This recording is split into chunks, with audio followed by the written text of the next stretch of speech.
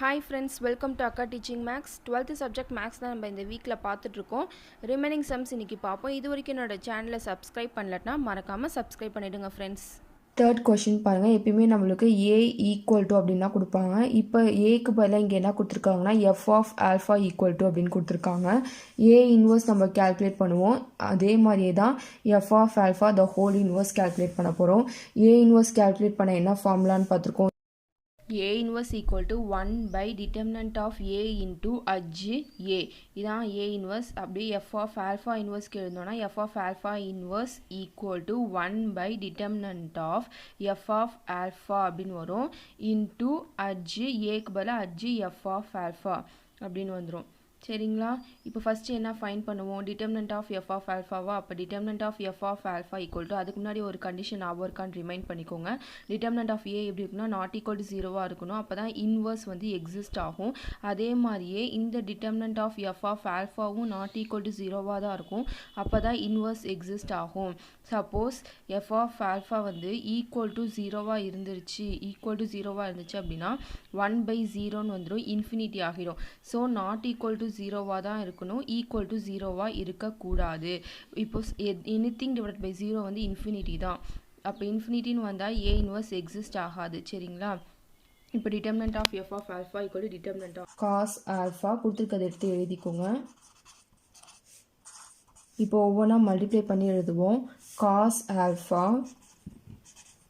Into இந்த காலத்தையும் இந்த ரோவையும் விட்டுட்டு இதையும் மல்டிப்ளை பண்ணி எழுதுவோம். 1 இன்ட்டு காஸ் ஆல்ஃபா தான். 0 இன்ட்டு 0 0, அதனால் அதை விட்டுருங்க.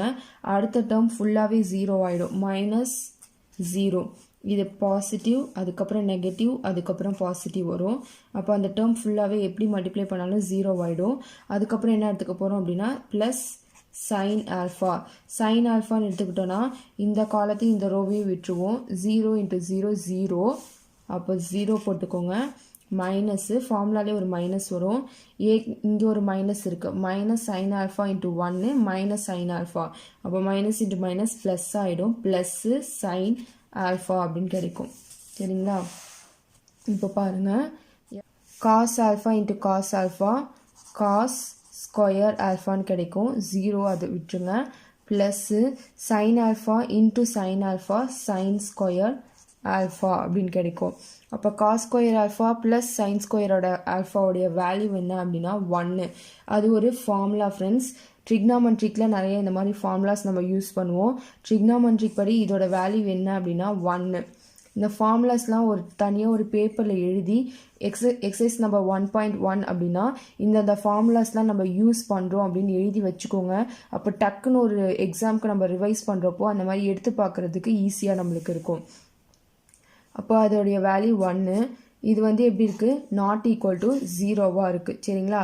ஆஃப் ஆல்ஃபாவோடைய வேல்யூ நாட் ஈக்குவல் டு ஜீரோவாக இருக்கனால இன்வர்ஸ் வந்து என்ன ஆகும்?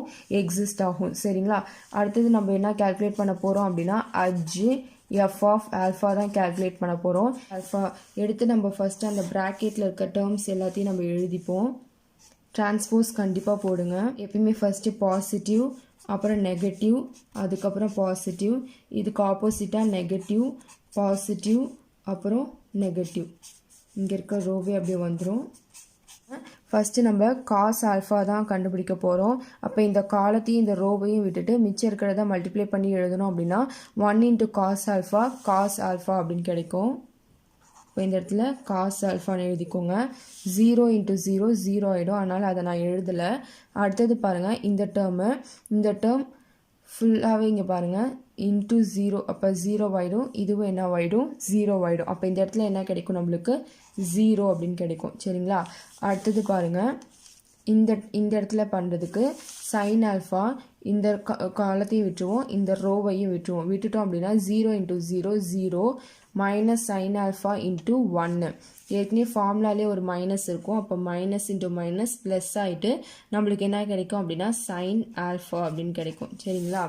அடுத்தது பார்த்தீங்க அப்படின்னா இந்த இடம் 0வா, ரோவையும் காலமையும் விட்டுட்டோம். 0 இன்ட்டு இந்த டேர்ம் 0 இன்ட்டு சைன் ஆல்ஃபா 0, அப்போ அது ஃபுல்லாகவே என்ன கிடைச்சிடும்? 0ன்னு கிடைச்சிடும். அடுத்தது 1ன்னு எடுத்துக்கிட்டிங்கன்னா இந்த காலம் இந்த ரோ விட்டுருங்க. Cos alpha into cos alpha cos square ஆல்ஃபான்னு கிடைக்கும் சரிங்களா. Cos square alpha minus sine alpha into sine alpha, minus into minus ஏற்கனவே ஃபார்முலாலே ஒரு மைனஸ் இருக்குது, அப்போ மைனஸ் இன்ட்டு மைனஸ் ப்ளஸ் ஆகி ப்ளஸ் சைன் ஸ்கொயர் ஆல்ஃபா அப்படின்னு கிடைக்கும். அடுத்தது பாருங்கள், இந்த இடம் பார்த்தீங்கன்னா இந்த காலத்தையும் இந்த ரோவையும் விட்டுட்டு மல்டிப்ளை பண்ணுவோம். 0 இன்ட்டு இந்த டேர்ம் 0 ஆகிடும். சைன் ஆல்ஃபா இன்ட்டு 0 0 தான். அப்போ இங்கே என்ன கிடைக்கும் 0 கிடைச்சிரும். அடுத்த இது போட்டுட்டு காமிக்கிறோம் பாருங்கள். இப்போ அடுத்த இதுவும் போட்டாச்சு. இப்போ நம்ம சிம்பிளிஃபை பண்ணுவோம். காஸ் ஆல்ஃபா 0 சைன் ஆல்ஃபா இங்கே 0 cos square plus sine square alpha என்ன அப்படின்னா அதோடைய வேல்யூ 1 ட்ரிக்னாமெட்ரிக் ஃபார்முலா அது. அப்போ அதுக்கு 1 0 minus sine alpha 0 cos alpha என்ன இருக்குது மேலே டிரான்ஸ்போஸ் இருக்குது.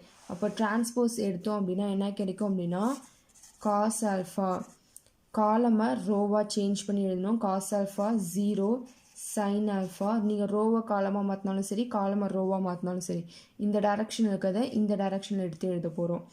0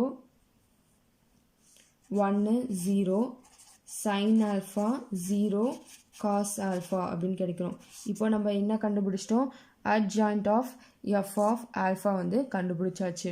இதை கொண்டு போய் அந்த இன்வர்ஸில் சப்ஸ்டியூட் பண்ணி அதோட வேல்யூவை இப்போ கால்குலேட் பண்ணணும்.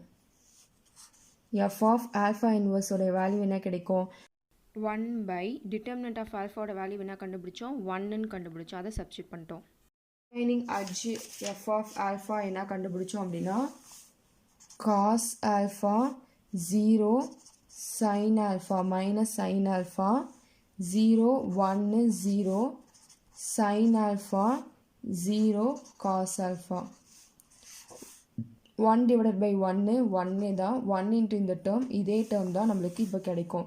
அப்போ எஃப் ஆஃப் ஆல்ஃபா இன்வர்ஸ் என்ன கிடைக்கும், cos alpha 0 minus sine alpha 0 1 0 sine alpha 0 cos alpha சரிங்களா. இது ஈக்குவேஷன் நம்பர் 1. இப்போது அடுத்தது என்ன கண்டுபிடிக்க சொல்லியிருக்காங்க அப்படின்னா எஃப் ஆஃப் மைனஸ் ஆல்ஃபா கண்டுபிடிக்க சொல்லியிருக்காங்க. அதுக்கு எஃப் ஆஃப் ஆல்ஃபாவில் இருக்க டேர்மில் மைனஸ் போட்டு நம்ம எழுதணும்.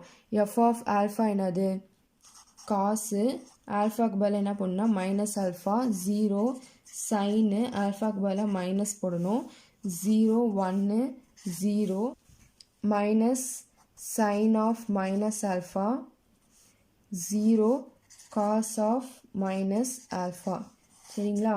நெக்ஸ்ட் இப்போ பாருங்கள், ஒரு ஃபார்முலாஸ்லாம் கண்டிப்பாக ஒரு தனியாக ஒரு பேப்பரில் எழுதி வச்சு அப்பப்போ எடுத்து பாருங்கள். எக்ஸாம் டைமில் ரிவைஸ் பண்ணுறதுக்கு ரொம்பவே ஈஸியாக இருக்கும். காஸ் ஆஃப் இது ஒரு ட்ரிக்னாமெட்ரிக் ஃபார்முலா தான். காஸ் ஆஃப் மைனஸ் டீட்டா என்ன அப்படின்னா காஸ் டீட்டா.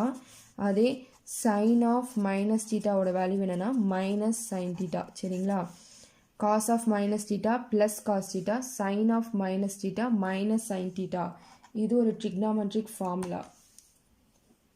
அதுதான் இங்கே நம்ம இந்த சம்மில் யூஸ் பண்ண போகிறோம். இப்போ பாருங்கள்,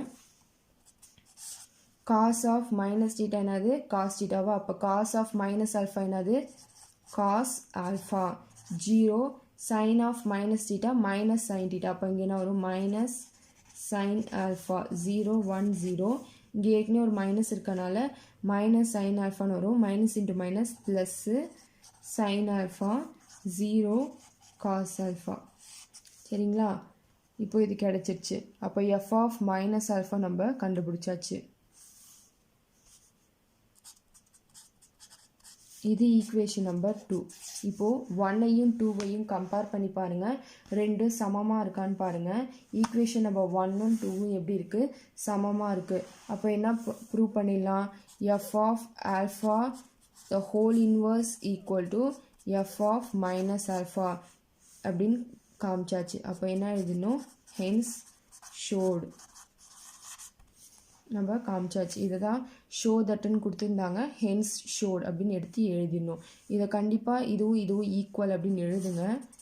கொடுத்துருக்க கொஷின் எடுத்து கண்டிப்பாக எழுதணும். தேங்க்யூ ஃபார் வாட்சிங் ஃப்ரெண்ட்ஸ். எதாவது டவுட் இருந்தால் கமெண்ட் செக்ஷனில் கேளுங்க. மெயில் அட்ரஸ் டிஸ்கிரிப்ஷனில் கொடுத்துருக்கேன். எதாவது டவுட்னா மெயில் பண்ணுங்கள். சப்ஸ்கிரைப் பண்ணுங்கள், லைக் பண்ணுங்கள், ஷேர் பண்ணுங்கள்.